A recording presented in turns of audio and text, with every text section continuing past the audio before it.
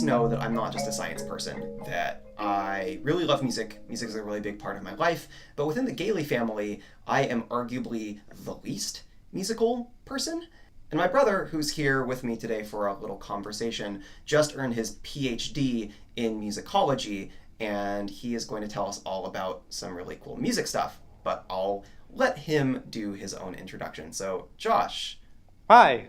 So yeah, I just finished my PhD in music history, where I wrote a dissertation on the history of the school band in the United States, kind of trying to place that history within the context of progressive era social reforms in the early 20th century, and arguing for the kind of rise of what I call the school band industry, which was the kind of formation of political and economic interests that promoted the school band for monetary and social gain.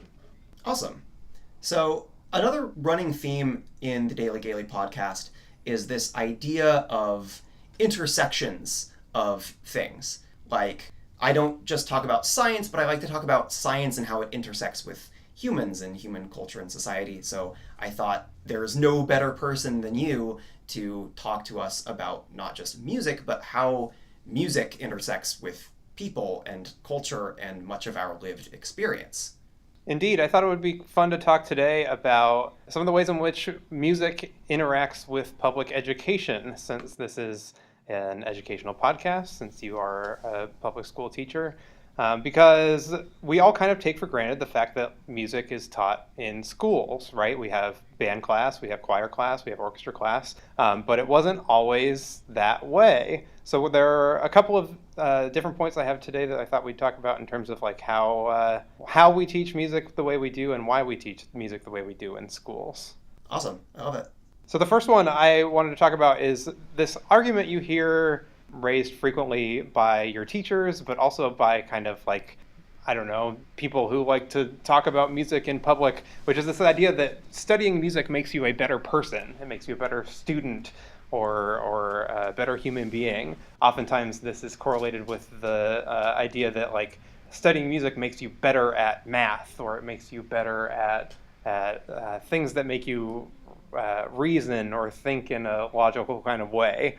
But the interesting thing about claims like that is that they actually have a long, long history dating back hundreds of years. But within the United States, there was a kind of concerted effort in the mid-19th century going on into the early 20th century to promote certain kinds of music. And specifically, I'm talking here about like certain kinds of classical music, or what we tend to refer to as Western art music, specifically promoting those kinds of musics for their supposed capacities for moral uplift, that by exposing the masses to classical music, you can make the country literally morally better.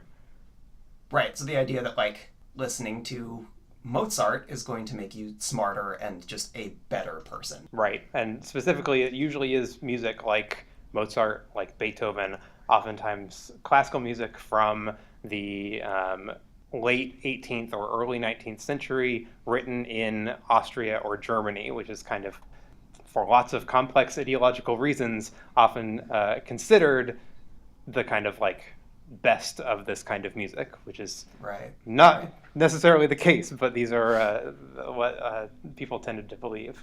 And there's an interesting case here. Tell us about how jazz music factors into that. Because in like current conception, I feel like now at least jazz is lumped into this whole like good, smart, artsy music. Indeed, there has been a push in the latter half of the 20th century, certainly, to kind of what we would call canonize jazz music, which is to kind of institutionalize it in such a way that we can study it and practice it in a kind of rigidly kind of confined way. And that's why it's taught in schools and whatnot. But when jazz music was new, and we're talking at the beginning of the 20th century here, like the 1910s, 1920s, it was seen as morally dangerous. It was seen as potentially corrupting for youth. It would make them to morally corrupt people, get them involved in illicit behavior.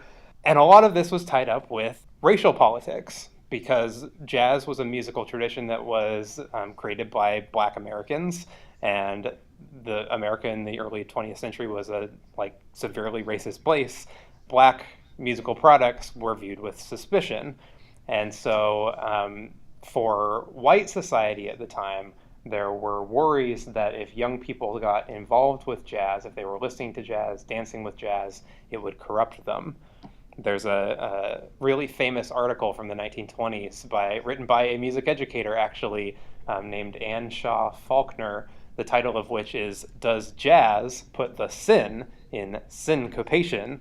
Oh my gosh. Hinging on the pun there of syncopation being the kind of rhythmic device that jazz was most famous for at the time. Right. And you could draw parallels to music that is seen as sinful or delinquent making today, can't you? Oh, absolutely. You could see the same arguments being made within certain circles about rap and hip hop, for example. There are arguments out there that people make that rap is somehow not music, but they tend to replicate exactly these sorts of arguments that have been leveled at black musical art forms for hundreds of years. Right. On a personal note, this whole topic of like good music and bad music, like I distinctly remember internalizing this as a little kid. I think you know where I'm going here. That, you know, as a young kid, like talking like late elementary, early middle school, I think I had this internalized idea that like quote unquote good music that would make me a good person was classical and jazz music. And my like foray, like my first stepping stone into not classical and jazz music was ska music. And the only reason I was able to rationalize that to myself was that ska music had like trumpets in it. Yep. And if it had horns, then it must be quote unquote good music. Yeah. And that made it okay for me to listen to, which is an absurd idea. Yeah. My foray before ska music was like electric blues from like the 50s and 60s that had horns in it. Like I'd watch the Blues Brothers movie and listen to their covers and then go back and try to listen to the originals, and like that was okay. One, because it was old. Two, because it had horns. And then it turned to ska, which turned to punk, which turned to pop music, which turned to everything. Yeah. So another thing that I think is interesting about the way our school bands are structured now is, like a lot of elements in our society, instruments themselves in band are gendered. So Indeed. You have instruments that are played more by boys or less by boys, and instruments that are played more or less by girls. And I think this is another example of thing that was not handed down to us at the beginning of time, but like a cultural thing that arose for a specific reason.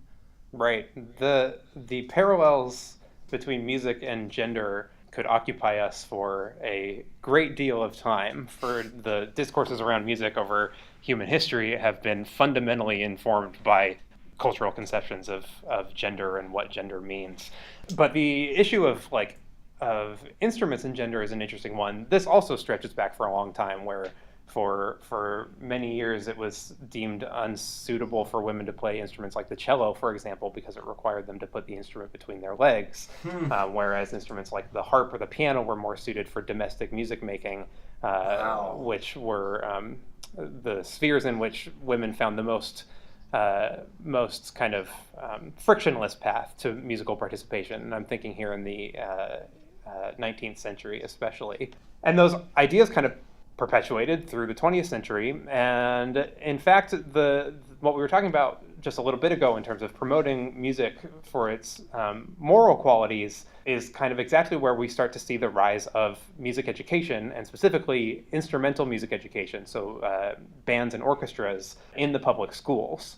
So one of the problems for people who were trying to promote music for moral uplift was that there was this pervasive idea through like the middle half of the 19th century and into the early 20th century that even though most professional musicians were men, the casual pursuit of music as a hobby was too much of a quote-unquote feminized activity. And so it was difficult for educators and social reformers to get boys interested in participating in music.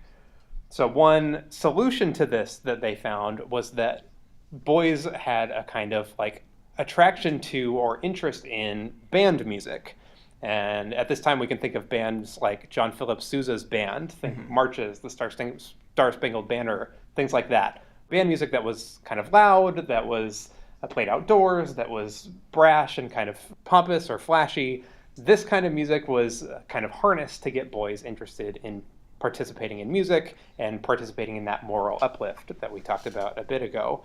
And so they kind of relied on these associations that wind instruments, and especially big brass instruments like the tuba or the trombone, were more suited for boys than they were for girls, to get boys to participate in bands in their schools, which led even further to the idea that bands were somehow exclusively a male sphere or somehow exclusively a masculine activity.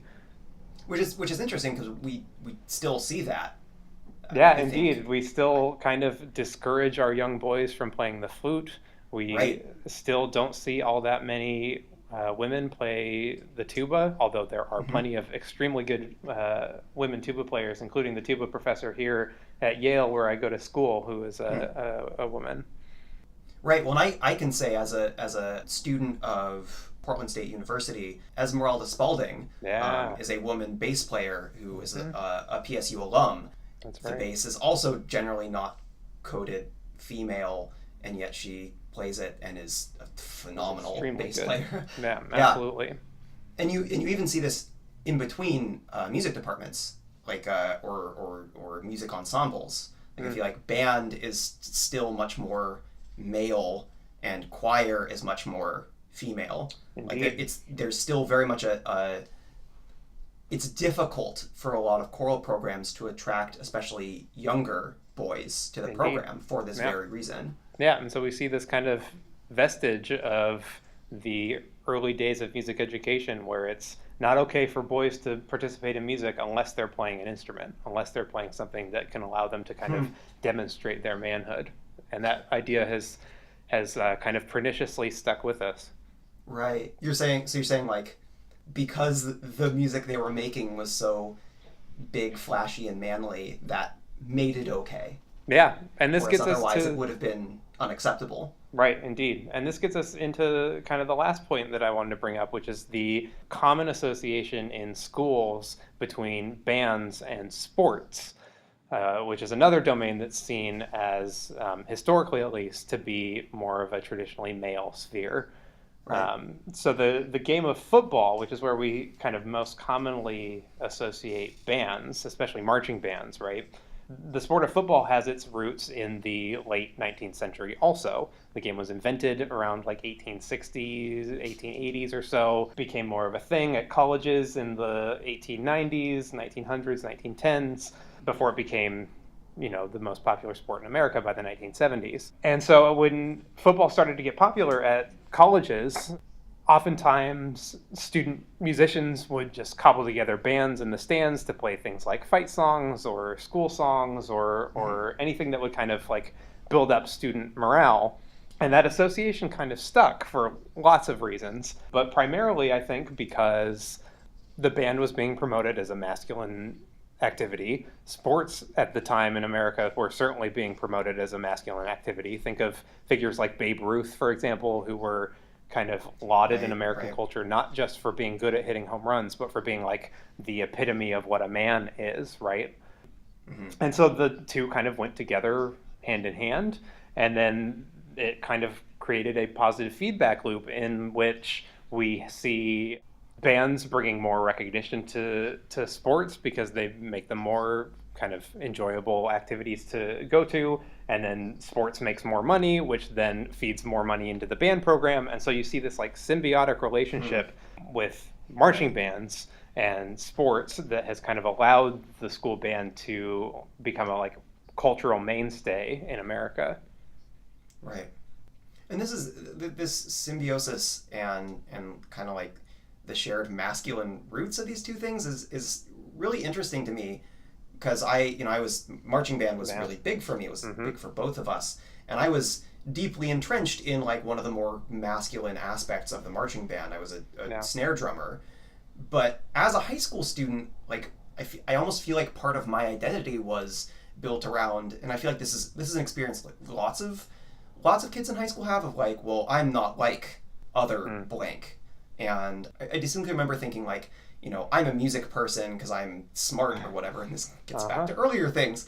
And like, I don't play sports, and I'm not like the manly man type because I'm a, smart, sophisticated music person. But like, I mean, one, that idea is dumb. But even acknowledging that, like, drumline especially, like, absolutely has similar roots to masculinity and manhood that, like, yeah, they does. prize the same kinds of things, from like discipline and precision in movement, if we're talking marching bands, down to things like even just like physical achievement, right? Like marching band is a physical activity, Right. even if it's not a contact activity like football is. And even down to presentation and affect. Like, you compare something like choir, where your expression, both in your body and your face, is part of the performance. It's part of the whole thing.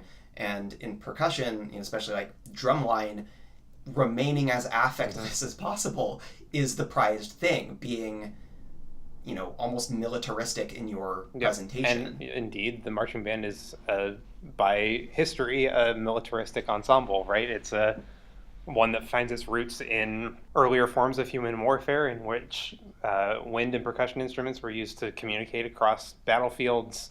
That Right. kind of lent itself to bands being used for pageantry and glorification of military powers. That finds itself into the military bands of John Philip Sousa, the marches that comprise band repertoires. So yeah, it has a long-standing, deep history.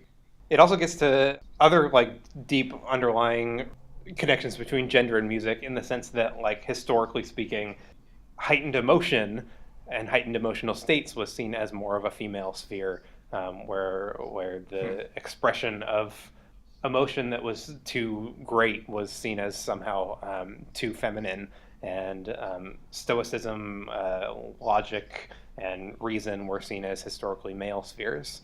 These are all, of course, very complicated, interrelated ideologies, and there are contradictions everywhere, but that's kind of how ideologies work. So, as much as I've loved this conversation, I think we are very much posed to have the longest episode of the Daily Gailey podcast on our hands. So, if you have any final words... So I thought it was just important to drive home that these relationships between art and culture, or the ways that we interact with things like music in our daily life, they have historical roots. They happen for a reason. And so if we look at something like music in schools and we think that there are ways that it might be better, it might be improved. For example, if we think that access to music education should be as equal as possible, it's important, I think, to understand the roots of those causes so that we can utilize that knowledge to help push for change in the organizations and the disciplines in which we participate. Well, thanks for coming on, thanks for chatting, and thank you for contributing to the podcast. Absolutely. Thanks for having me. This is super fun. See ya. Bye.